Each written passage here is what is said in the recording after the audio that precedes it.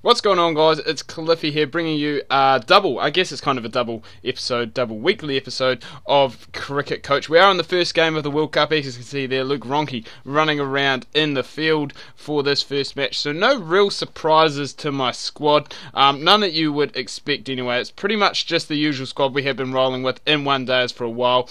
So we have Hamish Rutherford and Guptill up top. Rutherford really has developed into a player who can play all three formats for me, which is really good. Really great being able to have him in all three formats, as I said. Mitch McClenaghan bowling. So first drop, Kane Williamson. He is my captain now. No Brendan McCullum. I've given him the drop. He's just been in bad form throughout this whole game. So just like the past few seasons, he just has not been playing well. So he's first drop. Number 4, Ross Taylor, I guess the experienced player in the team, the senior player. Number 5, we've got Anaru Kitchen, who's one of those players that I guess can float a wee bit in that top 5. I mean, he can go and open, he can come in first drop, depending on the situation. Number 6, Luke Ronchi. Now, we've got him in there. I can't really decide between Watling and Ronchi who I want to go and actually keep wicket, but both of them good enough batsmen to be in my squad. So as I said, Ronchi 6, Watling at 7, and the bowlers is where I probably have the most difficulty. Today, I'm going with Neesham at 8, but I mean, he can go at 7 and we can play another quick, we can play a spinner, but as I talked about earlier, I don't really like playing spinners too much in limited overs cricket in this game. I prefer to use the quicks. I just seem to have more success with them than with the spinners. I just can't seem to find a one-day spinner for me. So I just use Kane Williamson most of the time, and he seems to be doing pretty well. Jimmy Neesham, can't go ultra defensive. We're still in the power play. Jimmy Neesham, very good player. Probably could maybe deliver a wee bit more with the bat for me.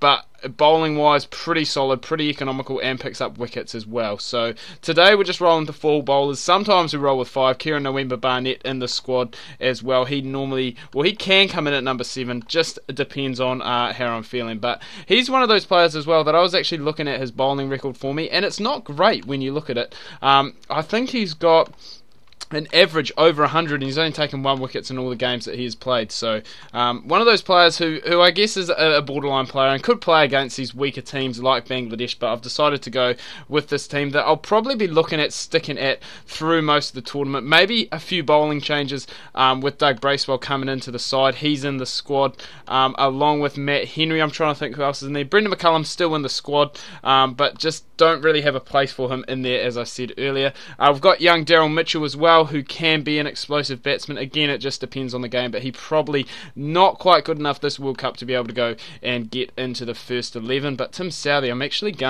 I didn't mean to bowl him out, but it's looking like I'm gonna actually bowl him out. So we'll just see. I'm just trying to race through these overs here because we've only got limited time that we can go. So Southee finishes with pretty good figures of 2 for 58.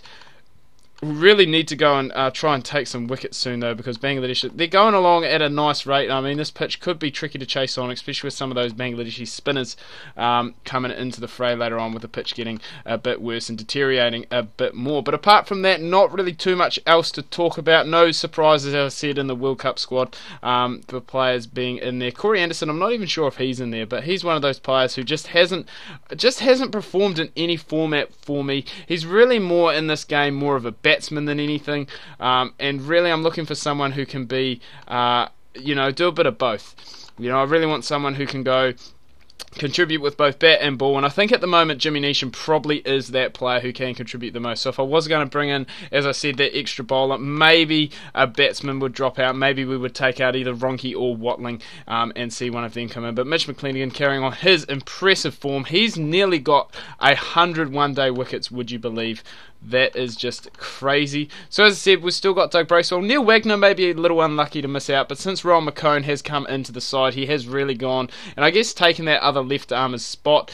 He's just showing his pace there and his bowling there, going and picking up his first wicket for the World Cup. So I think all in all, we've got a pretty good squad, pretty young squad as well. I mean, most of these players here, with maybe the exception of Luke Ronchi and Ross Taylor, will be around when it comes to the next World Cup in this game. So definitely looking looking towards the future as well. And as I said, this is probably my best, or one of my best 11s. It's definitely my best squad that I've got running around. So with Bowl, Bangladesh out for 217, so hopefully we can go and chase that down in good time so we can get a good net run rate as well, because it's not as much of a biggie for the World Cup, because I'm pretty sure in the World Cup, out of your group of 7, 4 of them go through. So it is a bit easier for teams to go and get through, and you don't really need to rely as much on net run rate as you would in, say, 2020 competitions, where you're only playing, in those T20 comps, you're only playing like 3 games, so it's one of those things where you really need to go focus on your net run rate. As I said, this could be a tricky chase, and we're proving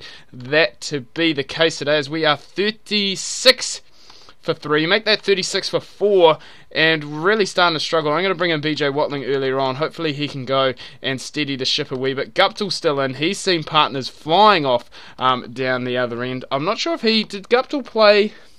I'm not sure if he played in the game last night, but New Zealand actually winning a one-day series over in the UAE against Pakistan. So that's pretty impressive that they can manage to go and get that. Coming from 2-1 down to win 3-2. Matt Henry, star of the match in that last game. He took 5 for. That's his first ever 5 for in one-day cricket. He took 4 for on debut against India, but couldn't get that 5th. He's got it now, and he's turning into a real good bowler. He's one of those guys who is in the squad, maybe a wee bit unlucky. Another player who is unlucky to be in my squad, I guess, would be Adam Milne. He's one of those players that just hasn't really developed, I guess, as I would have hoped in this game. I'm just checking to see how we're going for time. We've still got heaps, and we've still got 20 overs left to go, so we're going along quite nicely. It is at this stage though going to be quite a close finish. We've still got Luke Ronke though to come at the end, and I guess bringing in BJ Watling at this stage was more to go and steady the ship, and then Ronke can come in and possibly show off some of his batting power towards the end. As we're going along, the run rate is now under 4. It's just jumped back up over 4. And speaking of international cricket as well, not Pakistan, India. God, people are going to kill me for saying that. India and Australia, 4th day. India were really struggling. I was watching at work. They were about 82 for 2, I think. I went and had my lunch, came back, and they were 85 for 5. I couldn't quite believe it. But they managed to go on. I think they scored about 224. Shikhar Dhawan coming back after he was retired. Well, he retired hurt, I should say. He came back and he scored 60-odd. We've actually got a batting power play left here, so we should be able to go and get there. Martin Guptill brings up his 8th one-day 100, and what a partnership these two have gone and put on.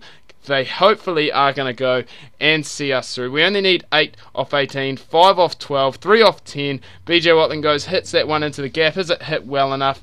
You bet it is. They are going to go and pick up 3. And so New Zealand pick up their first win in the World Cup by 6 wickets. Probably not as convincing as I would have hoped against not really a minnow team, but a smaller team in Bangladesh. But nonetheless, we pick up the win and we get the points. At the end of the day, that is the main thing. Anyway, guys, do hope you have enjoyed this video. If you have, please remember to leave a like. If you are new, please do subscribe. Tune in Monday. We're going to have that next game against Pakistan, as you can see up here. Really looking forward to that. That's going to be a good game. Make sure you do not miss that.